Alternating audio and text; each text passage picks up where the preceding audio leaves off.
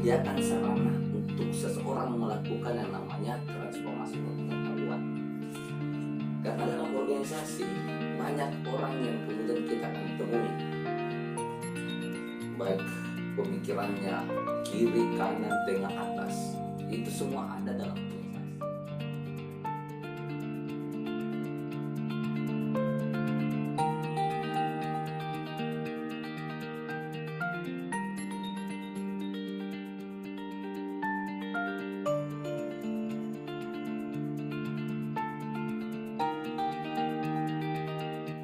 Awalnya saya sangat tidak menyukai dan sangat tidak mau untuk masuk dalam organisasi. Tapi saya harus berpikir lebih panjang lagi ketika saya tidak ingin masuk organisasi.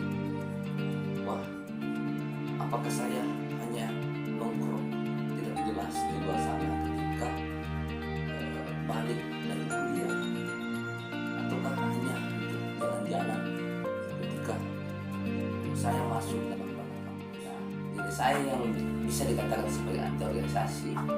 Saat itu saya diperhadapkan dengan situasi di mana saya sangat merasakan yang namanya berihnya kebodohan, karena saya tidak pernah baca buku, nontonnya hanya main game, nongkrong yang tidak jelas.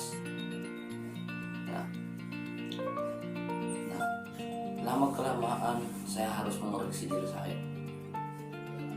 Saat itu saya berada di salah satu tempat di mana tempat itu penuh dengan orang-orang yang notabene-nya berorganisasi, notabene-nya sering baca buku, dan saya tidak mampu berkata apapun.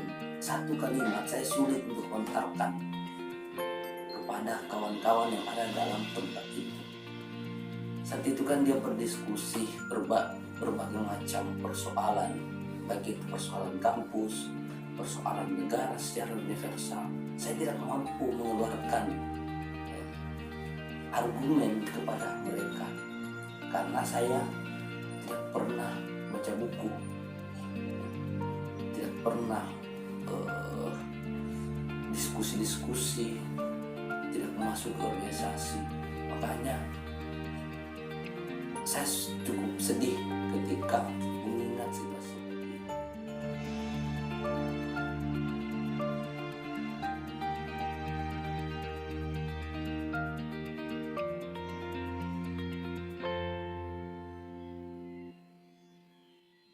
Nah, kesadaran yang sudah muncul dalam diri saya bahwa saya harus masuk dalam organisasi. Saya pun mencari-cari organisasi yang cocok dengan diri saya untuk bersemayam dalam organisasi itu, untuk mengembangkan potensi dan bagaimana mengaktifkan cakrawala berpikir saya agar keluar dari kebodohan ataupun krisis epistemologi. Nah, saat itu teman saya mengajak bahwa kita ke salah satu tempat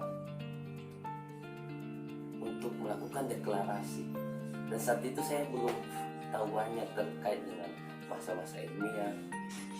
Saya pun ikut untuk dengan ajakan teman saya. Ternyata pada saat saya sampai situ sudah banyak teman-teman untuk mendeklarasikan terkait dengan organisasi itu. Organisasi tersebut adalah Gerakan Rakyat dan Mahasiswa Indonesia, atau disingkat Gerak Musi. Nah, disitulah saya berproses dan mengaktifkan cakrawala.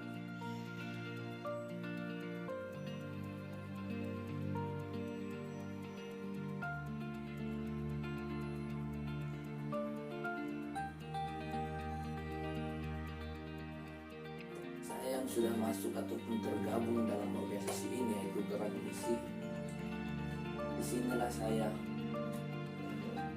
dibesarkan, dan saya menganggap bahwa Gerak Musi ini adalah salah satu harta yang paling berharga dalam diri saya, selain dari berbicara masalah keluarga di internal saya. Karena disinilah saya dibesarkan Di sinilah saya dibebaskan secara pemikiran.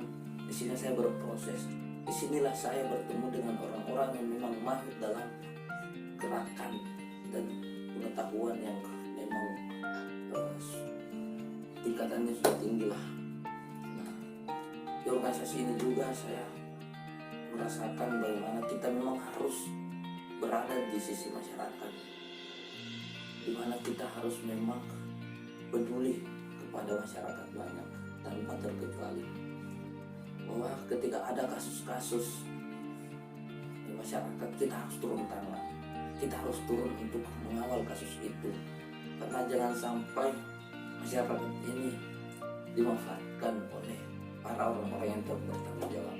Nah, disinilah saya merasakan bagaimana situasi macam ini.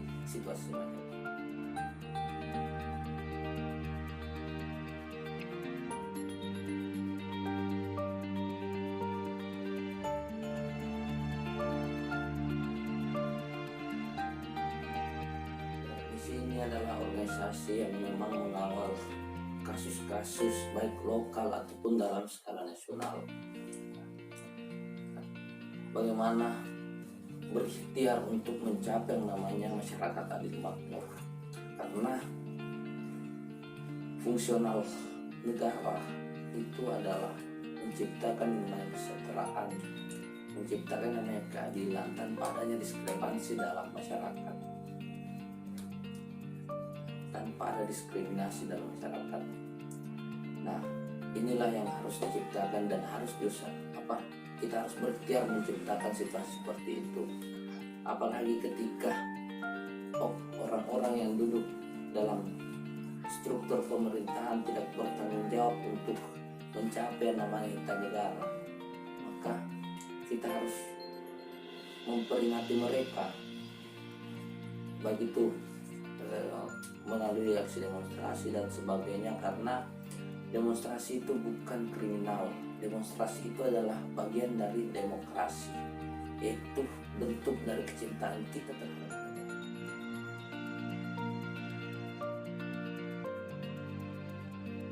Nah, bagi kalian yang takut untuk masuk dalam organisasi, takut ataupun anti dengan organisasi, baik pikir lebih jauh lagi ke depannya, coba teropong kehidupan kita.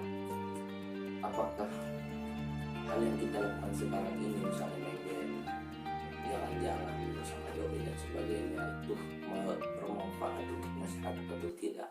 Nah, itu yang harus dievaluasi dalam diri, karena banyak orang yang tidak mau berorganisasi karena katanya dia capek untuk belajar. Nah, ketika kita tidak pernah merasakan bagaimana capeknya belajar, maka kita akan merasakan perihnya yang namanya bodohan. Nah, banyak organisasi-organisasi di luar sana yang menyajikan ataupun menjadi wadah ataupun sarana untuk mengaktifkan cakrawala berpikir kita, menumbuhkan jiwa-jiwa kritis kita dan sebagainya. Tergantung kalian ingin memasuki organisasi yang mana. Organisasi A, B, C, itu semua terbuka untuk kalian untuk melakukan yang namanya transformasi.